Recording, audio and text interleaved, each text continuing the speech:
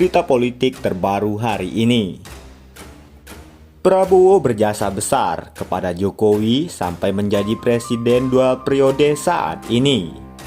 Inilah cerita Prabowo sulitnya luluhkan hati Megawati untuk usung Jokowi di Pilgub DKI 2012. Di lain sisi, buah jatuh tidak jauh dari pohonnya. Gibran bisa buat ketar-ketir paslon capres-cawapres. Pengamat bocorkan alasannya. Inilah cerita Prabowo sulitnya luluhkan hati Megawati untuk usung Jokowi di Pilgub DKI 2012. Wakil Ketua Dewan Pembina Gerindra Hasyim Dojojo Hadikusumo mengungkapkan Ketua Umum Gerindra Prabowo Subianto merupakan orang yang mengawali kiprah Joko Widodo di tingkat nasional. Atas jasa Prabowo, Jokowi diusulkan menjadi calon gubernur DKI Jakarta pada 2012 silam. Hal itu diungkapkan Hasyim ketika deklarasi relawan Jokowi Mania Joman membentuk relawan Prabowo Mania 08. Hasyim membenarkan pernyataan Ketua Umum Joman Immanuel Ebenezer bahwa Prabowo merupakan sosok yang mencetak pemimpin di Indonesia, salah satunya adalah Presiden Jokowi. Tidak bisa dibantah dan apa yang dikatakan Pak Noel dan Pak Aris itu benar.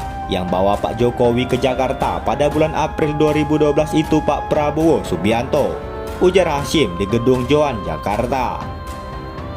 Jelang Pilkada DKI Jakarta tahun 2012, PDI Perjuangan mendukung petahana Fauzi Bowo. Jokowi ketika itu menyampaikan kepada Prabowo sikap PDIP.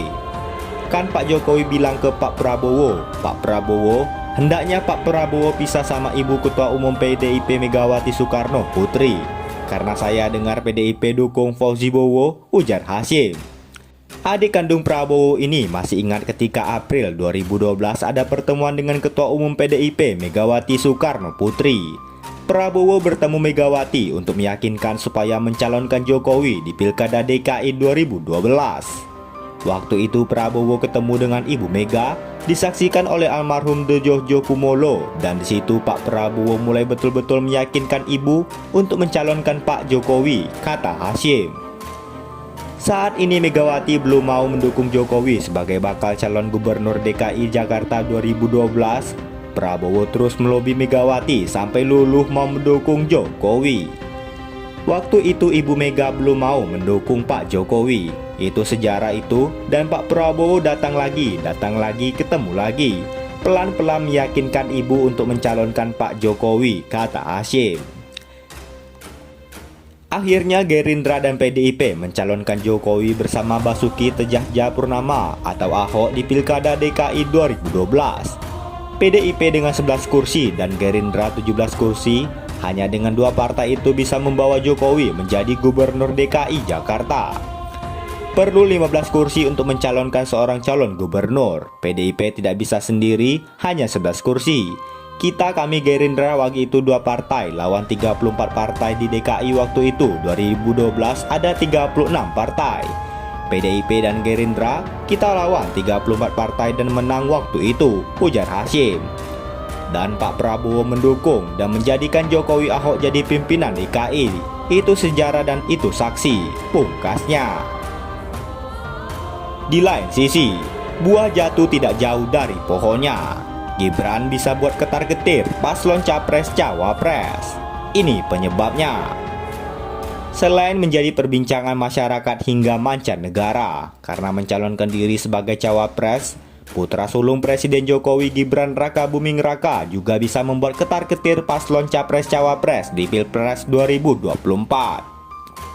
Pasalnya Wali Kota Solo Gibran Rakabuming Raka jadi kartu traf bagi Prabowo Subianto untuk meraup 100 juta suara lebih dari kalangan milenial dan generasi Z di Pilpres 2024. Hal ini dikatakan pengamat politik Universitas Airlangga, Yunair Hari Fitrianto ke awak media. Bahkan dia juga jelaskan alasannya secara gamblang mengapa Gibran bisa begitu. Gibran ini satu-satunya kandidat yang di bawah 40 tahun. Sedangkan Pak Prabowo senior citizen, kata Hari. Peran wali kota Surakarta itu adalah memangkas gap atau selisih usia yang jauh antara Prabowo Subianto dengan milenial dan generasi Z. Perbedaan latar belakang usia membuat Gibran lebih mampu memahami tren isu yang berkembang di kalangan para pemuda. Bisa dibayangkan dampaknya kalau dari segi pemilih itu hanya ada Gibran yang mewakili usia itu, pungkasnya. Pemilih muda yang terdiri atas daftar pemilih tetap DPT, milenial dan Gen Z mempunyai jumlah yang tergolong besar pada pesta demokrasi tahun depan yang mencapai 56,45%. Rinciannya, kata dia, DPT milenial mencapai 68 juta pemilih atau 33,60% dan pemilih kalangan generasi Z sebesar 48 juta pemilih atau 22,8% dari total keseluruhan DPT yang berjumlah 200 juta masyarakat Indonesia. Hari menyebut peluang meraup suara pemilih muda memang terbuka bagi pasangan Prabowo Gibran. Namun anak sulung Presiden Jokowi harus terlebih dahulu membangun citra kuat sebagai sosok yang menjadi representasi anak muda. Jadi tinggal bagaimana Gibran bisa meyakinkan mereka, milenial dan Gen Z bebernya. Bagaimana menurut Anda? Tulis dalam kolom komentar.